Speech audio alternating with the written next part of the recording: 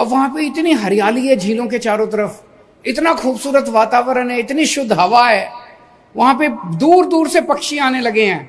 और आसपास का पूरा, जैसे द्वारका की मैं झील पे गया था, 5 मीटर पानी ऊपर आ गया, वहां पे वाटर टेबल का 5 मीटर पानी ऊपर आ गया है। अब मुझे लगता है वहां पानी की दिक्कत ही नहीं होगी, क्योंकि हम ग्राउंड वाटर से पानी इस्तेमाल करके ड्रिंकिंग के लिए इस्तेमाल कर सकते हैं। तो झीलों से एक तरफ वातावरण अच्छा होगा, एक तरफ हवा अच्छी होगी, और दूसरी तरफ अपने को पीने को पानी मिलेगा। आज यहाँ पे आए हुए सभी भाइयों बहनों, माताओं, बुजुर्गों, बच्चों, आप सब लोगों को मेरा नमस्कार, सबको मेरा प्रणाम है। सबसे पहले बच्चों का बहुत बहुत स्वागत है। मुझे पता चला कि बहुत सारे स्कूलों के बहुत सारे बच्चे आए हुए हैं, और बच्चे ही देश का भविष्य हैं, बच्चे ही समाज का भविष्य हैं। आगे चल के समाज को और देश को आप ही लोगों को संभालना है। अभी जैसे बताया गया कि हम 50वां विश्व पर्यावरण दिवस मना रहे हैं। 1972 में यूएन जनरल असेंबली ने इसकी शुरुआत की थी। तो जब शुरुआत की होगी तो लगा होगा कि दुनिया में प्रदूषण बहुत बढ़ता जा रहा है, प्रदूषण को रोकने की जरूरत है। जब जब हम विकास की बात करते हैं कि डेवलपमेंट होना है, विकास होना है, तो माना जाता है कि विकास के साथ साथ प्रदूषण तो होगा ही होगा। विकास होगा तो पेड़ काटे जाएंगे, विकास होगा तो धूल मिट्टी उड़ेगी, कंस्ट्रक्शन होगा। तो अपने को एक तरफ तो 50 साल हो गए विश्व पर्यावरण दिवस मनाते हुए, लेकिन अगर देखें तो इन 50 सालों में प्रदूषण कम होने की बजाय प्रदूषण बढ़ा ही है पूरी दुनिया के अंदर। अपने देश में भी अगर देखें तो पूरे देश में कोई भी शहर, कोई भी गांव, कोई भी मोहल्ला उठा के देख लो, हर जगह प्रदूषण बढ़ा है। एक जगह प्रदूषण घटा है पूरे देश के अंदर, और वो है दिल्ली।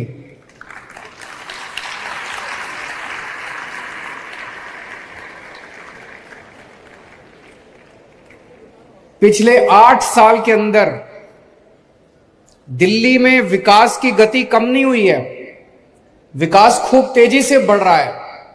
स्कूल बन रहे हैं, अस्पताल बन रहे हैं, सड़कें बन रही हैं, फ्लाईओवर बन रहे हैं, सब कुछ हो रहा है, हर चीज हो रही है। लेकिन प्रदूषण बढ़ने की बजाय प्रदूषण कम हुआ है।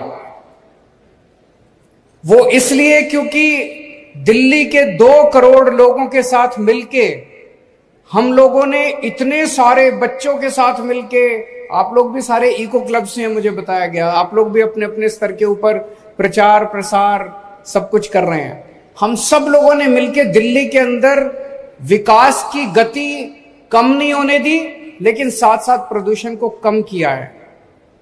अगर मैं केवल ऐसे ही कह दूं तो आपको लगेगा केजरीवाल झूठ बोल रहा है। मैं आपको आंकड़े देता हूं। 2016 के मुकाबले 2022 में हम PM 2.5 और PM 10 कहते हैं ना, 2 तरह का प्रदूषण होता है। PM 10 मोटे पार्टिकल्स होते हैं, PM 2.5 महीन पार्टिकल्स होते हैं जो प्रदूषण के होते हैं हवा के अंदर। दोनों में PM 2.5 में भी और PM 10 में भी 30% कमी आई है पिछले 7 साल के अंदर। 30% बहुत बड़ा होता है, 30% कमी आई है। 2016 में जो बहुत खराब दिन थे, प्रदूषण होता है ना जब पूरा आसमान हम देखते हैं, पूरे आसमान में प्रदूषण ही प्रदूषण हो गया, सांस लेना मुश्किल हो जाता है। 2016 वाले साल में 26 दिन ऐसे थे जब दिल्ली गैस चैम्बर बन गई थी, दिल्ली में सांस लेना मुश्किल था। 2022 में केवल 6 दिन ऐसे थे जब दिल्ली में प्रदूषण का स्तर खराब था। 2016 में 26 दिन खराब थे, 2022 में 6 दिन खराब थे। थोड़ा सा इंतजार करो, मुझे पूरी उम्मीद है दिल्ली वाले मिलके ये 6 दिन भी खत्म कर देंगे। आने वाले सालों में 1 दिन भी खराब नहीं होगा। फिर कौन कितने दिन अच्छे थे, बहुत अच्छे। 2016 में 109 दिन ऐसे थे जो बहुत अच्छे थे, प्रदूषण बिल्कुल नहीं था, साफ आसमान, साफ। और 2022 में 163 दिन ऐसे थे जो बहुत अच्छे थे।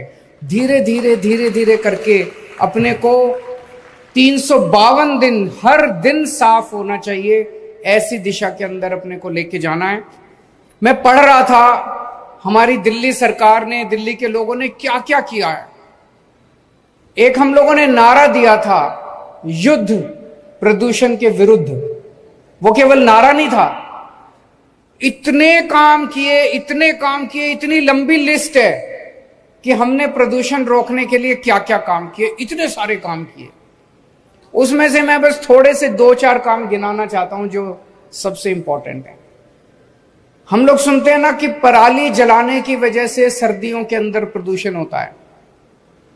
तो पराली को टैकल करने के लिए दिल्ली सरकार ने पूसा इंस्टीट्यूट के साथ एक घोल का आविष्कार किया, और अब दिल्ली के किसान, लगभग सब लोग, दिल्ली के जितने भी किसान हैं, लगभग 5000 एकड़ के ऊपर दिल्ली में खेती होती है, दिल्ली के किसान अब पराली नहीं जलाते, वो घोल का छिड़काव कर देते हैं, पराली जलाने की जरूरत नहीं पड़ती। तो दिल्ली में पराली से, दिल्ली के किसानों की पराली से धुआं नहीं आता।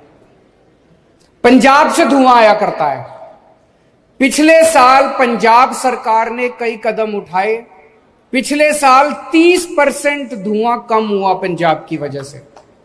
इस साल हम लगातार पंजाब सरकार के संपर्क में हैं।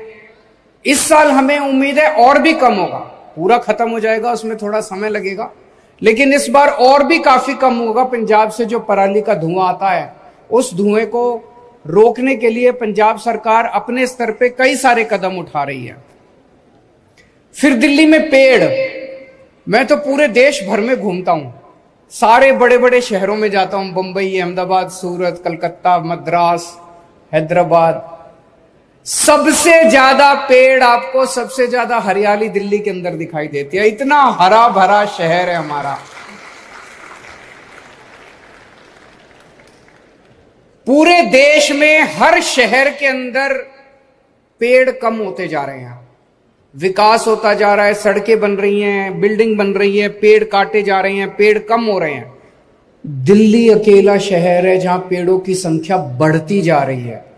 2013 में दिल्ली की जितनी जमीन है उसका 20% भाग पेड़ों का था, उस पे पेड़ थे, ट्री कवर था।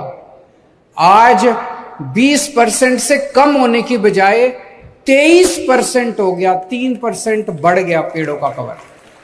उसका कारण क्या है? हम लोग इतना हर साल इतने पेड़ उगाते हैं, इतने पेड़ उगाते हैं। इस बार भी दिल्ली सरकार ने टारगेट रखा हुआ 52 लाख पेड़ लगाएंगे इस बार हम लोग। और ये हम अकेले नहीं लगाएंगे, दिल्ली के लोगों के 2 करोड़ लोगों के साथ मिलकर लगाएंगे। 52 लाख पेड़, 52 लाख पेड़ लगाएंगे। और हम ये भी देखते हैं, कई बार सरकारी कार्यक्रमों में आप देखते हो पेड़ लगाया, कोई ध्यान नहीं दिया, 10 दिन में पेड़ खत्म हो गया। ऐसा नहीं है। हम ये भी देखते हैं कि सर्वाइवल रेट पेड़ों का कैसे बढ़ाया जाए, दिन ब दिन, साल दर साल सर्वाइवल रेट जो है पेड़ों का, उसको भी बढ़ाने के लिए काम किया जा रहा है। दूसरा, एक तरफ विकास हो रहा है, विकास की वजह से मान लो नई सड़क बनती है तो पेड़ तो काटने ही पड़ते हैं, तो पेड़ तो काटते हैं, लेकिन अब हमने ट्री ट्रांसप्लांटेशन पॉलिसी बनाई है। अब टेक्नोलॉजी आ गई कि आप अगर कोई बड़ा पेड़ काटोगे तो उसको काटने की जरूरत नहीं है, उसको खराब करने की जरूरत नहीं है, उसको नीचे से जड़ों के साथ पेड़ को निकालते हैं और कहीं और जाके लगा देते हैं। इसको ट्री ट्रांसप्लांटेशन बोलते हैं। तो इस टेक्नोलॉजी का दिल्ली के अंदर बहुत जबरदस्त तरीके से इस्तेमाल हो रहा है। हमने अपनी पॉलिसी बदली और हमने कहा कि भाई पेड़ अगर काटोगे तो 2 काम करने पड़ेंगे। एक पेड़ काटने पे आपको 10 नए पेड़ लगाने पड़ेंगे, नए पौधे लगाने पड़ेंगे, ये तो करना ही है। इसके अलावा जो पेड़ काटा उसको गिराना नहीं है, उसको जड़ों के साथ नीचे से उठा के कहीं और ले जाके लगाना है। इसकी वजह से हमारे पेड़ जो है पुराने, कई पेड़ ऐसे होते हैं 2-2 साल, 400 साल पुराने पेड़ हैं। वो तो एक बहुत बड़ी धरोहर है, हमारा एसेट है। उन पेड़ों को हम कैसे खराब होने दे सकते हैं। इसके अलावा जो इंडस्ट्रियल पोल्यूशन है, दिल्ली के अंदर जो इंडस्ट्रियल एरियाज थे वहां जो ईंधन इस्तेमाल किया जाता था उसका बहुत पोल्यूशन होता था। हमने सारा पोल्यूटिंग फ्यूल जो है वो खत्म कर दिया। अब पीएनजी इस्तेमाल होता है, पीएनजी से पोल्यूशन नहीं फैलता। तो इंडस्ट्रियल पोल्यूशन भी एक तरह से हम लोगों ने दिल्ली में खत्म कर दिया। और आईआईटी कानपुर के साथ मिलके हमने एक नया टेक्नोलॉजी का आविष्कार किया है दिल्ली में। जैसे अगर मैं कहूं, अभी मेरे को लग रहा है मैं सड़क पे जा रहा हूं कि पोल्यूशन बहुत ज्यादा है। अब मुख्यमंत्री होते हुए मेरे को ये नहीं पता ये पोल्यूशन किस वजह से है। ये मिट्टी का पोल्यूशन है, ये ट्रांसपोर्ट का पोल्यूशन है, ये इंडस्ट्री का पोल्यूशन है, ये पराली का पोल्यूशन है। ये कहां से आ रहा है पोल्यूशन, किस वजह से पोल्यूशन हो रहा है।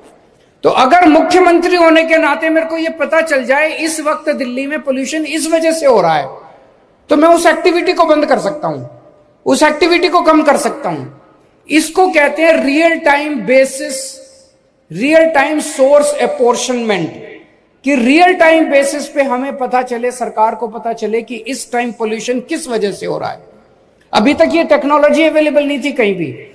दिल्ली सरकार के कहने से आईआईटी कानपुर ने इस टेक्नोलॉजी का इजाद किया और अब हमें पता चलता है कि इस टाइम पोल्यूशन किस वजह से है। तो हमें पता चला सर्दियों में 1 महीना तो पोल्यूशन पराली का होता है, उसके बाद बाकी सर्दियों के अंदर वो जो अपने जगह जगह कहीं कोई ड्राइवर, कहीं सिक्योरिटी गार्ड, कहीं वो आग जला के बैठते हैं ना सर्दियों में अपना तापने के लिए, सबसे ज्यादा पोल्यूशन उस वजह से होता है। ये हमें इस स्टडी से पता चला। गर्मियों में पोल्यूशन का कारण बिल्कुल अलग है। गर्मियों में पोल्यूशन होता है डस्ट की वजह से, ये जो कूड़े के पहाड़ है इनमें जो आग लग रही है इसका धुआं होता है उस वजह से। ये जो झाड़ियां हैं, झाड़ियों में ज्यादा गर्मी होती है, अपने आप आग लग जाती है इस वजह से। तो जब हमें पता चल रहा है कि किस वजह से पोल्यूशन हो रहा है, उन चीजों को स्पेसिफिकली टारगेट करके हम पोल्यूशन कम कर पा रहे हैं। इससे बहुत फायदा हुआ है हम लोगों को। इसके अलावा हॉटस्पॉट वो होते हैं पूरे दिल्ली के अंदर, कुछ इलाके ऐसे हैं जहां सबसे ज्यादा पोल्यूशन है। ऐसे 13 इलाकों की लिस्ट बनाई गई है, 13। वहां पोल्यूशन, जैसे आनंद विहार उनमें से एक है, वहां पोल्यूशन सबसे ज्यादा है। तो वहां फिर हम लोगों ने ज्यादा फोकस किया और फोकस करके वहां पोल्यूशन करने वाली जो कारण है उनको हम कम करने की कोशिश कर रहे हैं। फिर मिट्टी की वजह से पोल्यूशन हो रहा है, मिट्टी सबसे ज्यादा उसका कारण है। कई जगह हम सड़क पे देखते हैं सड़क टूटी पड़ी है, बगल में सड़क के साइड में मिट्टी है, सुबह सुबह झाड़ू लगती है उससे मिट्टी होती है, ट्रक जाते हैं, ट्रक मिट्टी उड़ाते हुए जाते हैं। इसको खत्म करने के लिए अब पूरी दिल्ली में हम लोग बहुत बड़े स्तर के ऊपर सफाई, दिल्ली की सफाई का बहुत बड़ा अभियान शुरू कर रहे हैं। दिल्ली की सारी सड़कों को हम मैकेनिकल स्वीपर से वैक्यूम क्लीनिंग करेंगे ताकि वो डस्ट को सक किया जा सके, डस्ट उड़े ना। और हर हफ्ते दिल्ली की सारी सड़कों की पानी से सफाई हुआ करेगी ताकि वो जो डस्ट है वो उड़ना बंद हो। ये जब हो जाएगा तो एक तरह से यूरोपियन स्तर की जैसे सड़कें होती हैं, मिट्टी बिल्कुल नहीं होती, ऐसी सड़कें अपनी दिल्ली की हो जाएंगी। पटाखों के ऊपर आप सब बच्चों के साथ मिलकर हम लोगों ने बहुत बड़ी मुहिम छेड़ी जो अब काफी सफल, शुरू में तो थोड़ा सा विरोध हुआ था लेकिन अब सब पूरी दिल्ली इसमें साथ देती है। और एक हमने ग्रीन ऐप बनाया है जिसमें अगर आपको कहीं भी कोई पोल्यूशन दिखाई दे, आप शिकायत करते हो, उसमें 58,000 शिकायतें आई हैं अभी तक। उनमें से 90% से ज्यादा शिकायतों का निवारण कर लिया गया है। पूरे दिल्ली में हम 380 झीलें बना रहे हैं, लेक्स। दिल्ली धीरे धीरे झीलों का शहर कहलाएगा। पूरी दिल्ली के अंदर आप जहां भी जाओगे आपको झीलें दिखाई देंगी, खूबसूरत आसपास लैंडस्केपिंग दिखाई देगी। अभी जितनी झीलें, 26 झीलें बनके तैयार हो गई हैं। इन झीलों में मैं कई झीलों पे होके आया, अब वहां पे इतनी हरियाली है झीलों के चारों तरफ, इतना खूबसूरत वातावरण है, इतनी शुद्ध हवा है।